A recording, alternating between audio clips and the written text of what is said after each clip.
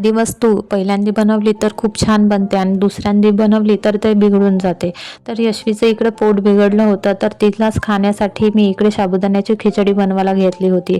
तर त्यासाठी एका वाट्यात मी थोडं तेल, राई आणि टमाटर टाकून घेतलं आणि मीठ, साबुदाणा टाकून ते शिजवायला ठेवून दिलं. नंतर तिला खिचडी खाण्यासाठी दिली, तर तिला खिचडी खूप आवडली होती. नंतर मी इकडे आमच्यासाठी साबुदाण्याचे वडे बनवण्यासाठी घेतले.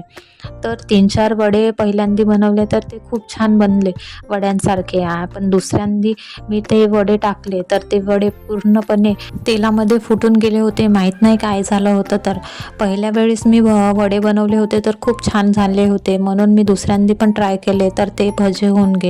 त्याला तेलामध्येच खूप वेळपर्यंत कडक होऊ दिलं. जर नरम ठेवलं असतं तर भरपूर तेल आलं असतं. नंतर आम्ही वडे वगैरे खाल्ले. यशवीने अभ्यास करायला घेतला. अभ्यास झाल्यानंतर झोपायला गेली.